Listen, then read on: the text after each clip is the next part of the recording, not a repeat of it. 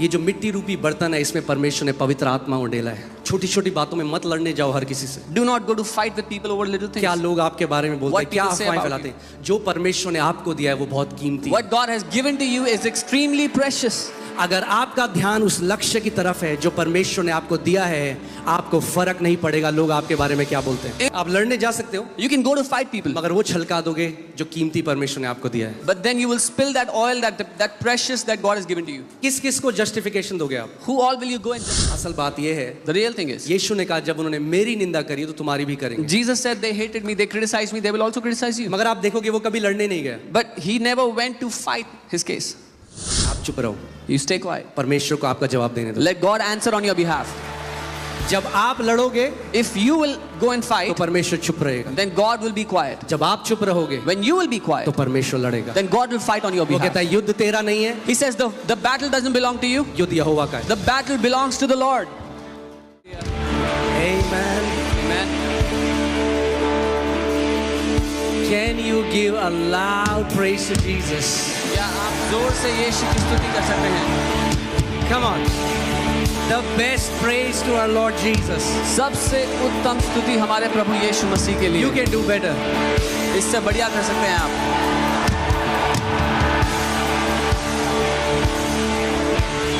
Amen. Hallelujah. Come on, for a moment, just lift up your hands अपने हाथों को उठा ले जहाँ भी आप हैं and just talk to the Lord. और प्रभु से बात करें।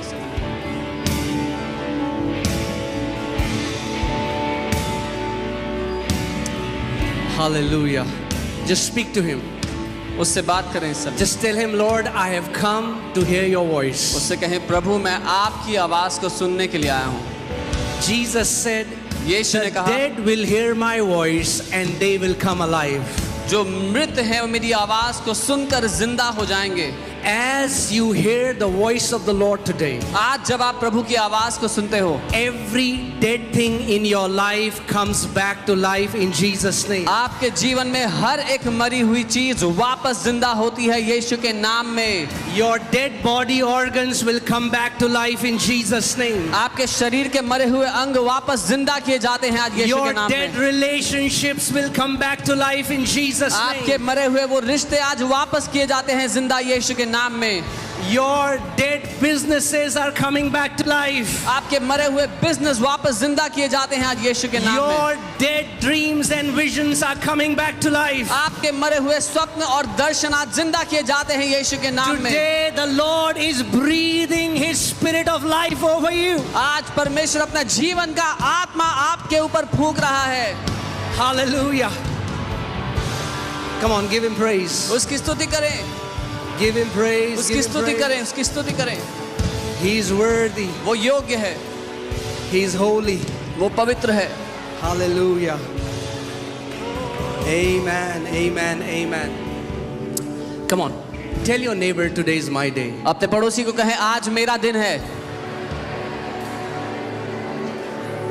मैंने आपको बताया था कि परमेश्वर की डिक्शनरी में एक ही दिन है। I told you there is only one day in God's dictionary. कौन सा है वो दिन? Which day is that? आज। Today. आज। Today. वो ये नहीं कहता मैं जो था वो था।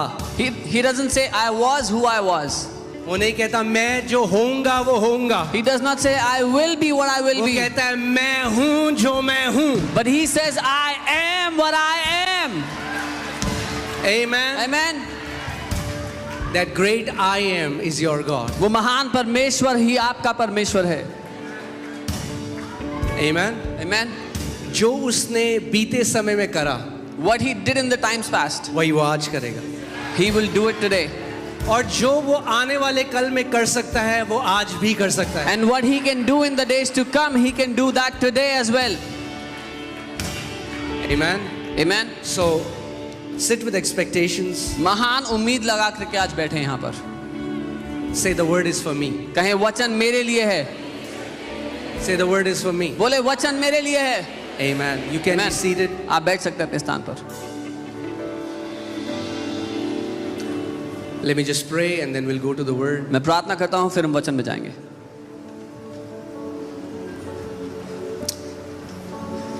Heavenly Father, I praise you. स्वर्गीय पिता, मैं आपकी स्तुति करता हूँ। You are such a good Father. आप बहुत ही भले पिता हैं। Thank you for your love, your grace, your compassion. आपके प्रेम, आपके अनुग्रह, आपकी दया के लिए धन्यवाद।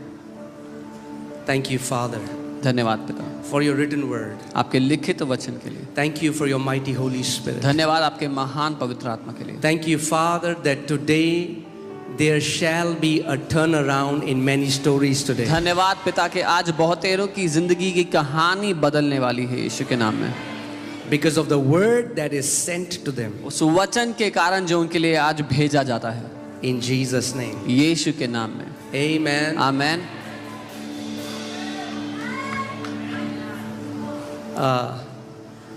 So, I'll be preaching in English today.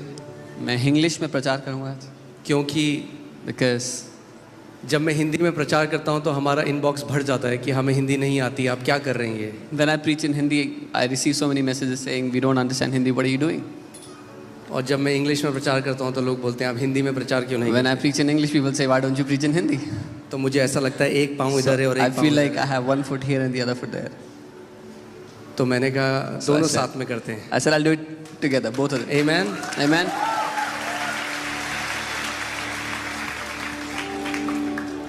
So,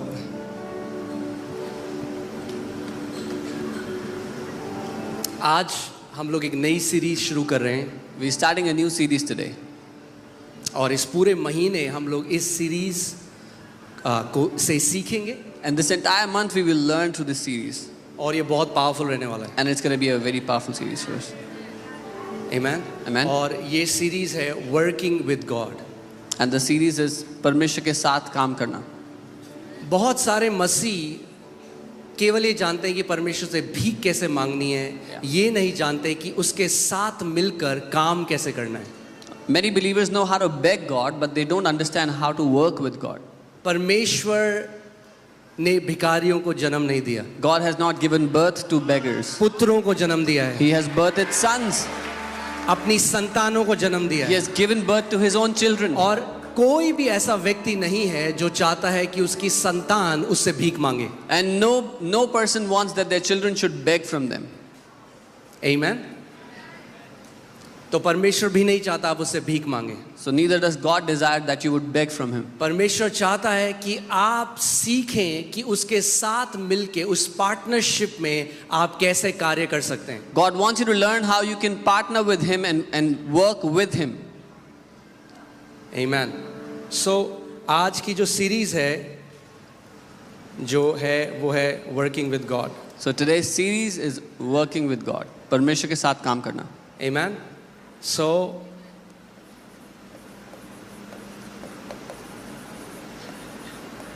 working with God. परमेश्वर के साथ मिलकर काम करना. और हम कुछ बहुत बढ़िया सीखने वाले हैं आज। And we are going to learn something amazing today. Amen. मैंने आपको बताया था कि एक चरवाहे का काम हाउस विजिट करना नहीं है। I told you a shepherd's responsibility is not to do a house कई लोग visit. कहते हैं पास्टर हमारे घर नहीं आता। Many people say pastor doesn't come to our house.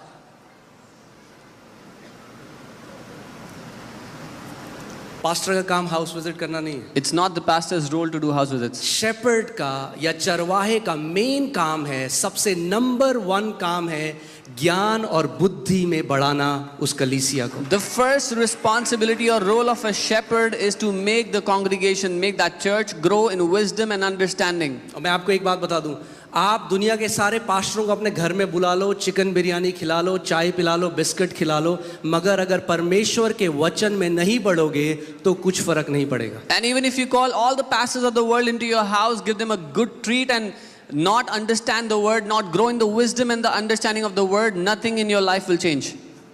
Amen. और मैं आपको एक बात और बता दूं, And I'll tell you one more thing.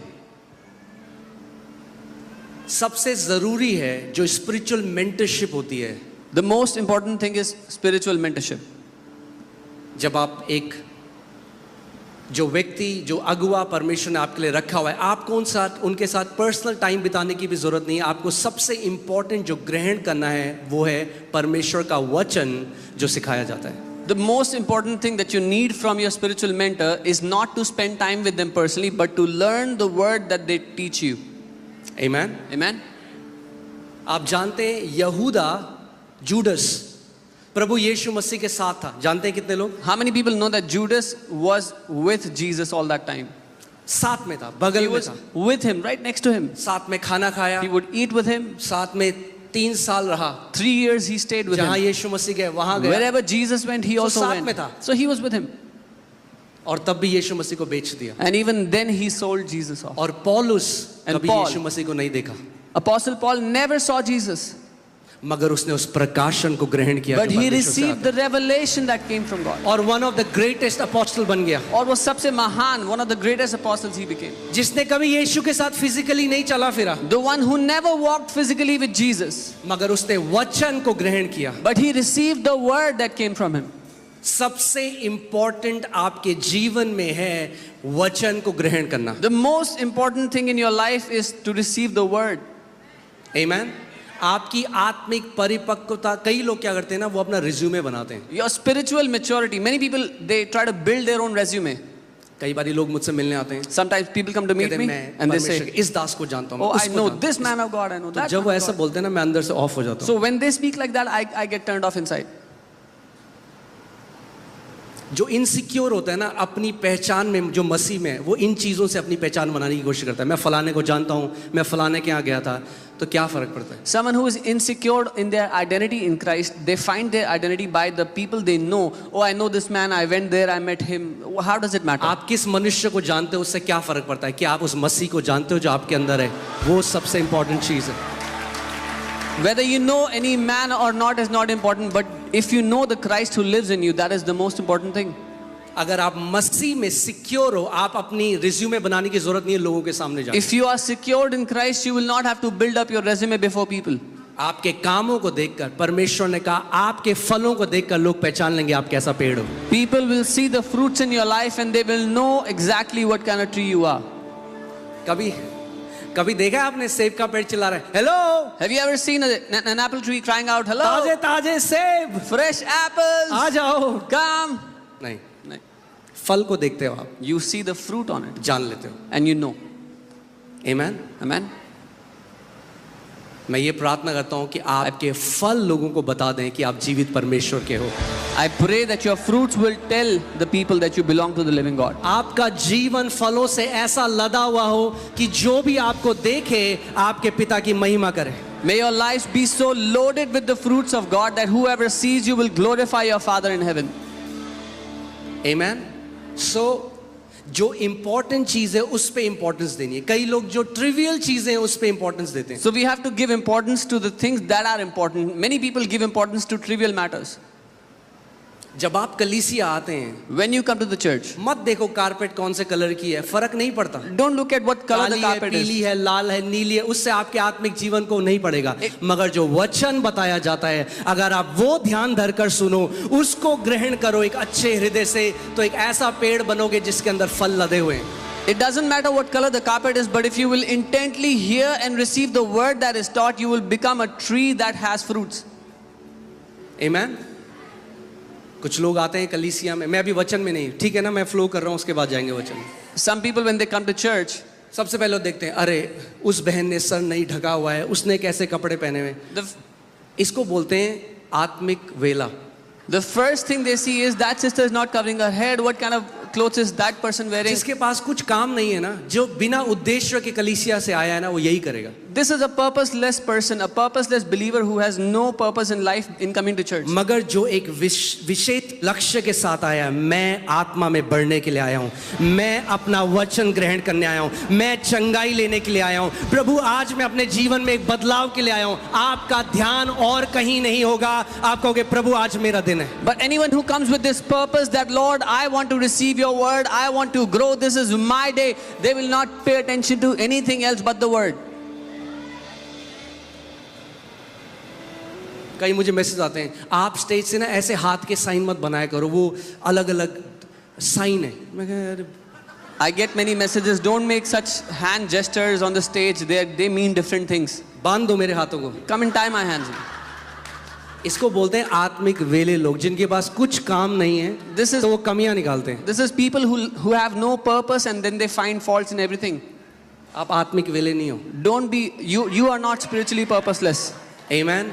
आप वो नगर हो जो चट्टान के ऊपर, जो पहाड़ के ऊपर रखा गया। You are a city that is set on a rock, a city that is kept on the hill.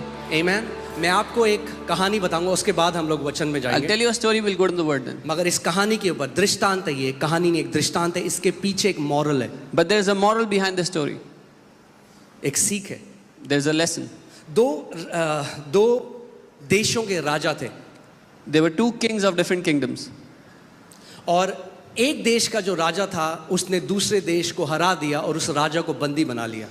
The king of the first kingdom defeated the second kingdom's king, and he made him, and he tied him up. और जो वो राजा बंदी था, Now the king who had lost, who was tied up, उसको दूसरे राजा ने बोला, मैं तुझे एक चांस देता हूं कि तुझे जीवित छोड़ दूं। the victorious king said, I'll give you an opportunity that I'll leave you alive. वो उसको एक कटोरा दिया He gave him a bowl और उसमें तेल भर दिया and he filled it with oil. और बोला, तेरे को पैदल यहां से अपने राज्य तक जाना है। And he said, you have to walk from here right to your kingdom. उस राजा को बंदी बनाकर दूसरे राज्य में ले आए थे They had made him a prisoner, they brought him into his kingdom, और उसको बोला, and they told और him. प्याला भरा हुआ था And the oil was tipped up to the brim. और कंडीशन ये थी कि अगर एक भी बूंद उस कटोरे में से तेल की गिरी तो उसके साथ साथ उनकी सेना चलती थी और उसको आदेश दिया, जैसे ही एक बूंद गिरे इसका सर काट देना।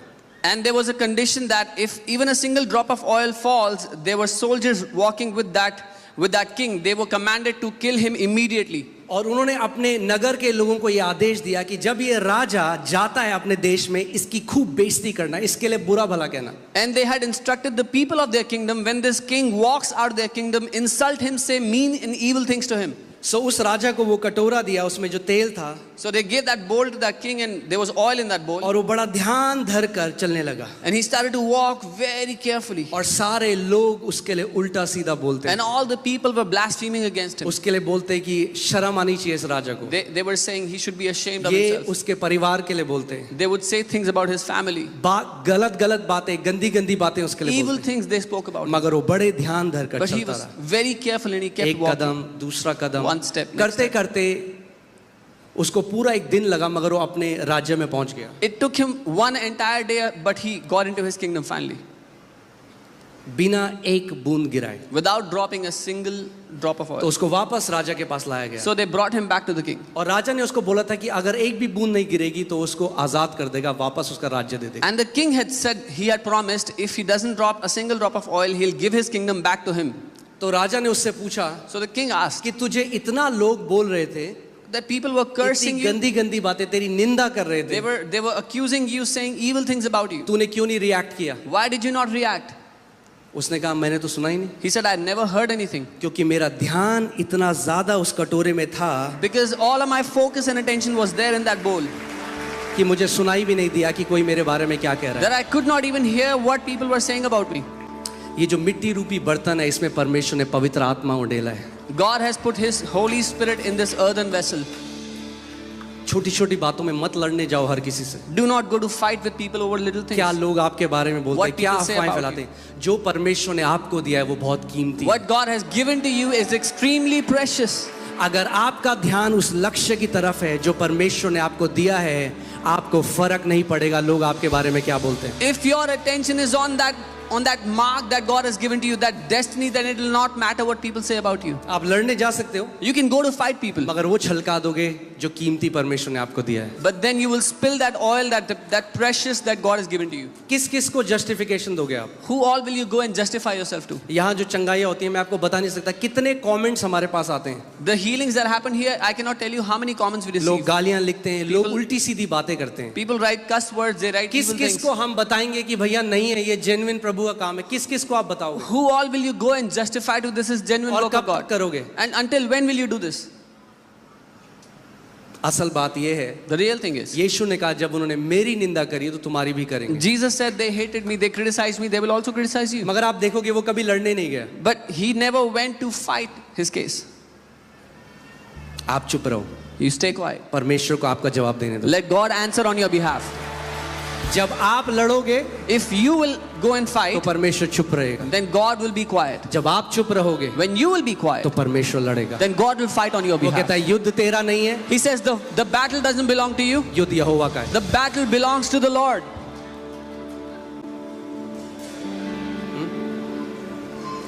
कई लोगों ने मुझे कहा ये फॉल्स चर्च है, ये खत्म हो जाएगा। Some people say this is a false church, it will not last. मैंने कहा अगर फॉल्स चर्च है तो मैंने उस रात प्रार्थना करी, मैंने कहा यीशु मसीह आज खत्म कर दे। I said, Lord, if this is a false church, end it tonight. क्योंकि क्या फायदा एक कलीसिया का जिसमें भीड़ है और जब आप मसीह के सामने खड़े हो तो आपको बोलेगा कि तूने फॉल्स चर्च का तो एक पास्टर था। What is the point that a church that is filled with people and the day you stand before Jesus, he said you were pastoring a false church. मैंने कहा प्रभु आज खत्म I कर said, Lord, end it today. दे। मगर अगर तूने इस church की नींव रखी है But if you have laid the foundations तो of this नरक के church, फाटक कभी प्रबल नहीं होंगे। then the doors of hell, the gates of hell will not prevail against this church. आमीन। Amen. सो जब आप कलीसिया में आते हैं, मैं क्यों आपको एक कहानी बताता, अपना फोकस वहां रखो जहां सबसे जरूरी है। Why did I tell you that story? Because when you come to the church, put your focus on the most important matter. Number 1 चीज जिसके लिए आप आते हो कलीसिया में, The prime reason, संगति भी नहीं है, The वो prime- वचन है, वचन। the prime reason why you come to church is not the fellowship, is the word why you come here. संगति बहुत जरूरी है, Fellowship is most मगर important. कई लोग केवल संगति चाहते हैं और वचन नहीं चाहते। But many people just desire the fellowship, not the word.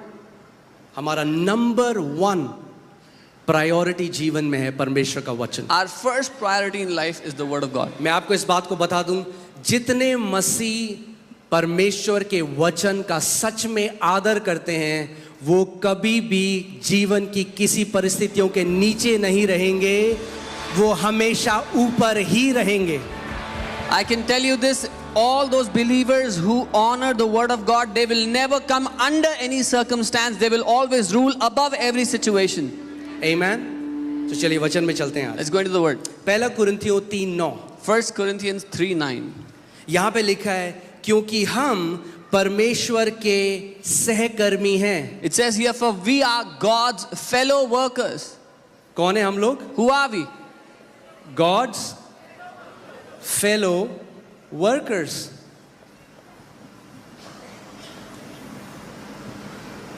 हम परमेश्वर के क्या हैं? सहकर्मी हैं, यानी उसके साथ काम करने वाले हैं। We are God's fellow workers. It means we work together with Him. If we are God's fellow workers, then we have to know how God works. अगर हम परमेश्वर के सहकर्मी हैं तो हमें समझना है परमेश्वर कैसे काम करता है। We have to learn how does the kingdom of God operate. हमें सीखना है परमेश्वर का राज्य कैसे काम करता है। Amen? Amen. क्योंकि हम क्या हैं परमेश्वर के? Who are we?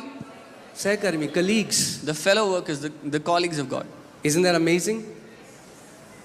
कि वो चाहता है कि हम उसके साथ मिलकर कार्य करें, हम सहकर्मी हैं परमेश्वर के। He wants that we work with Him. We are co-workers with Him. आगे देखिए क्या लिखा है, तुम परमेश्वर के खेत हो। You are God's field. तुम परमेश्वर के क्या हो? तो एक काम देखते हैं, ये 2 खेत हैं यहाँ पे, ठीक है? So there are 2 fields here. Let's see that. ये 2 खेत हैं There are 2 fields here.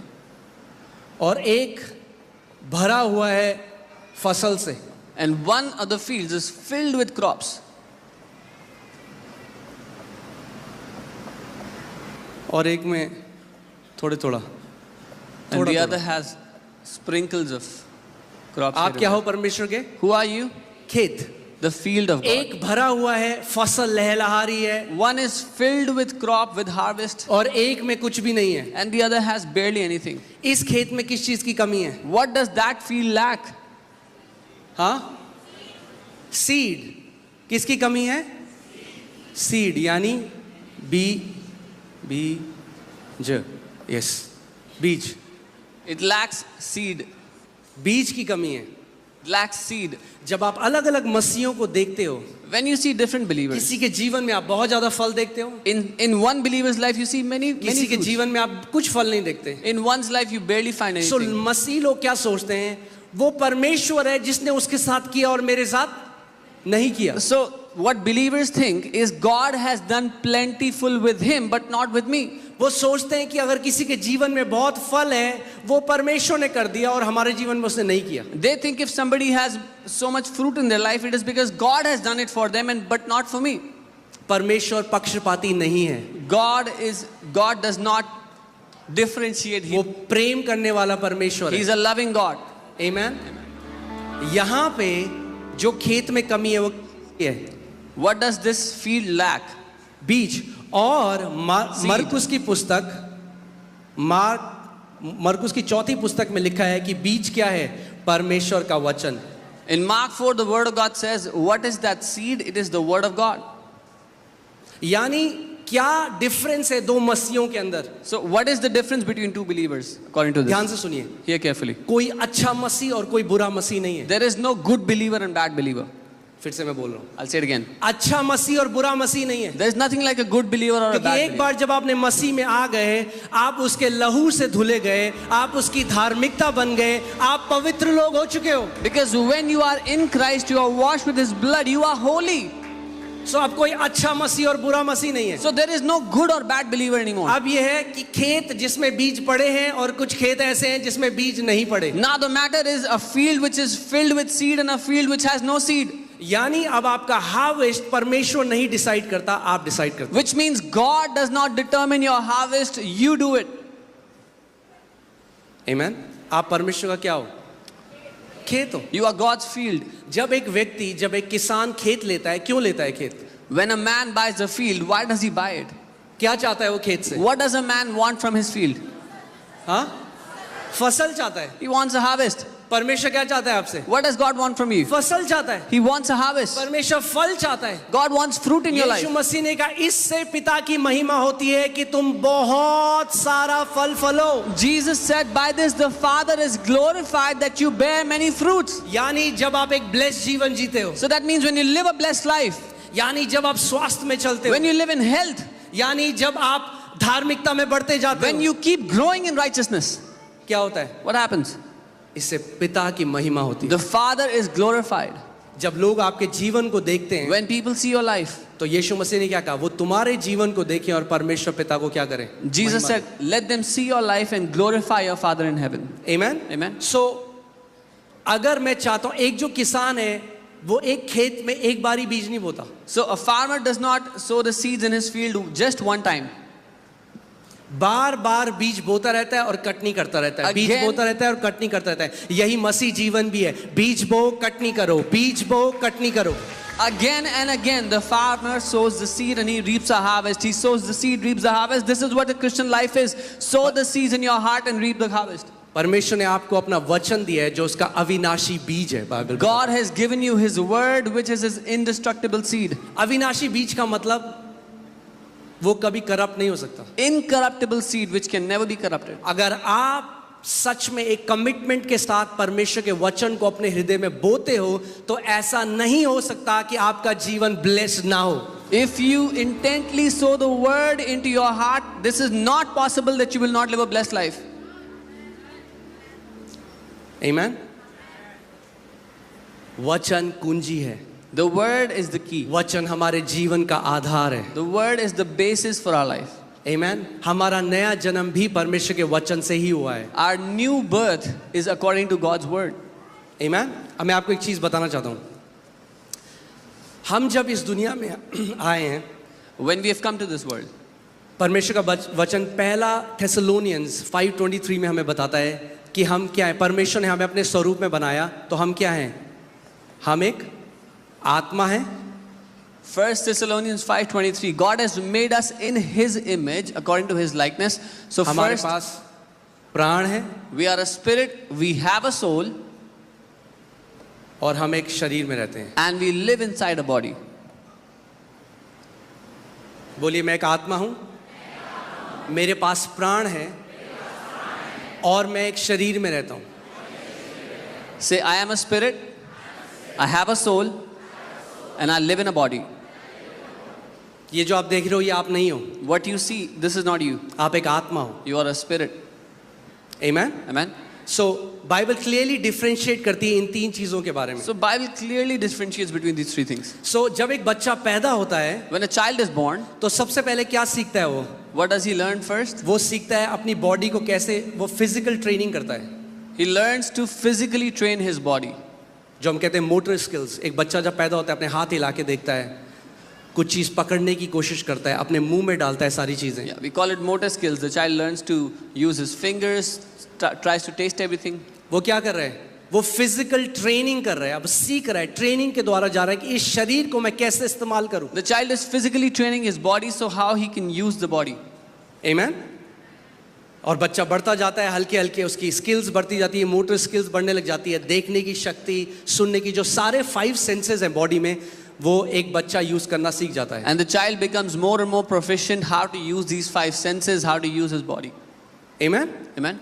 फिर क्या होता है जब आपका बच्चा 2 साल, 3 साल, 4 साल, माता पिता पे डिपेंड करता है, फिर आप क्या करते हो? उसको स्कूल में डालते हो कि ताकि वो क्या सीख जाता है, फिर वो आप उसको स्कूल में डालते हो कि वो इंटेलेक्चुअल ट्रेनिंग या मेंटल ट्रेनिंग में आप उसे डालते हो. When the child turns 2, 3 or 4, the parents send them to school so they can be trained intellectually. कि वो बुद्धि और ज्ञान में बढ़ सके. So they can grow in wisdom and understanding. Amen? मुश्किल तो नहीं है? It's not difficult, right? सब भेजते हैं अपने बच्चों को स्कूल में. Everyone sends their children to school. Why? Because we want them to exercise their mental faculty. क्योंकि हम चाहते हैं कि वो बुद्धि में बढ़ें. लैंग्वेज सीखे, They learn केमिस्ट्री languages. सीखे, They मैथ learn- सीखे, साइंस सीखे, They learn different subjects, जो मेंटल फैकल्टी है वो डेवलप हो. which will help develop their mental faculty. Amen? होता क्या है, मोस्ट लोगों के केस में वो हमेशा इन 2 चीज़ों को डेवलप करते हैं और कभी स्पिरिचुअल ट्रेनिंग के थ्रू नहीं जाते. So what happens to most people is they train these 2 things, but they never go through spiritual training. एक आत्मिक प्रशिक्षण भी है. There is also a spiritual training. Amen? और बहुत सारे लोग मर जाते हैं बिना जाने हुए कि उनकी आत्मा कैसे कार्यशील होती है. And many people die without ever learning how their spirit works. जो मसीह में नहीं आया, जो बॉर्न अगेन नहीं है, वो स्पिरिचुअली डेड है, उसकी आत्मा मरी हुई है. Those who have not been born again, have not accepted Jesus, their spirit is dead. मगर जिन्होंने नया जन्म पाया है, But अब हमें सीखना है कि हमें परमेश्वर के साथ कैसे मिलकर कार्य करना है. those who have been born again, we need to learn how to work together with God. मैं 1 तिमोथी 4:8 पढ़ता हूँ. 1 Timothy 4:8. क्योंकि देह के प्रशिक्षण से कम लाभ होता है. For physical training is of some value. Amplified में देखिए कितना अच्छा लिखा है. Physical training is of some value. शारीरिक प्रशिक्षण का थोड़ा लाभ है. जो फिजिकली ट्रेनिंग करते हैं, बाइबल नहीं कह रही कि उसकी कोई वैल्यू नहीं है, सम वैल्यू, थोड़ी वैल्यू है. The Bible is not saying that those who train physically have no value. It has some value. But godliness जो है स्पिरिचुअल ट्रेनिंग लेकिन ईश्वरीय training, godliness, is useful and value in everything. वो हर एक बात में, सब बातों में लाभदायक है. आप समझ रहे हैं? You understand? आपकी जो स्पिरिचुअल ट्रेनिंग है, Your spiritual training, ये बहुत ही पावरफुल है. अगर आप स्पिरिचुअल ट्रेनिंग को एनरोल करते हैं, ये केवल आपका आज इंपैक्ट नहीं करेगी, बाइबल बताती है आपके आने वाला कल को भी इंपैक्ट करेगी. your spiritual training not only impacts your today but also the days to come. आमेन? क्योंकि इस बात को जानिए, जॉन 4:24 कहता है कि गॉड इज अ स्पिरिट. यूहन्ना 4:24 वचन कहता है परमेश्वर आत्मा है. क्या है परमेश्वर? परमेश्वर आत्मा है. God is इसीलिए परमेश्वर केवल आपकी आत्मा से ही बात करता है. This is why God only speaks to your spirit. परमेश्वर आपके शरीर से बात नहीं करता. God does not talk to your body. परमेश्वर आपके सोल से बात नहीं करता. God does not talk to your soul. परमेश्वर आपकी आत्मा से बात करता God है. speaks to your spirit. Bible में लिखा है पवित्र आत्मा हमारी आत्मा के साथ हिंदी में क्या लिखा है? हाँ, नहीं no. Holy spirit bears witness with the spirit, जो बाइबल में कहती है. पवित्र आत्मा हमारी आत्मा में गवाही देता है. गवाही देता है. सो पवित्र आत्मा कहाँ बात करता है, कहाँ गवाही देता है? Where does Holy Spirit bear witness? कितने लोगों को पता है आप परमेश्वर के बेटे और बेटियां हैं? हाथ उठाओ. How many people know you are children of God? You are sons कितने and लोगों daughters को of God? पता है? How many of you know this? अगर मैं कहूँ आप नहीं हो, If I say you're not God's अगर child, कोई आपको बोले एविडेंस दिखाओ, if someone asks you for an evidence, क्या शारीरिक एविडेंस do है? you have any physical proof? नो. No. क्या सोल में एविडेंस है? Do कोई you have a फीलिंग है? proof in कोई your soul? Any नहीं. feeling? No. मगर आत्मा में आपको 100% एविडेंस है कि आप परमेश्वर के बेटे और बेटी हैं. But in your spirit you have 100% evidence that you are God's child. क्योंकि पवित्र आत्मा ने कहाँ गवाही दी? Where did the Holy Spirit give you आपकी evidence? आत्मा में. In your spirit. आमेन. इसीलिए हमें आत्मा के चलाए चलना सीखना है. This is why we have to learn to walk according to the Spirit.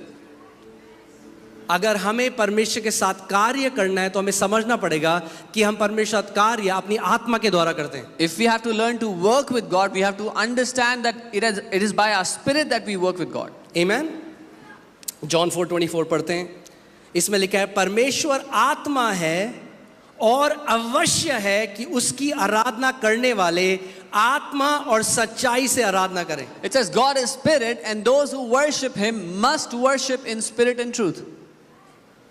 मे भी नहीं है, मस्ट है. शायद नहीं है. It's not शायद. अगर आपको परमेश्वर की आराधना करनी है तो आपको आत्मा में उसकी आराधना करनी पड़ेगी. If you have to worship God, you have to worship him in spirit. आत्मा, और इंग्लिश बाइबल कहती है स्पिरिट एंड ट्रूथ. ट्रूथ जो है वो उसके वचन के लिए लिखा गया जॉन 17:17 में. The English Bible says truth, satya. The word is truth. John 17:17 says.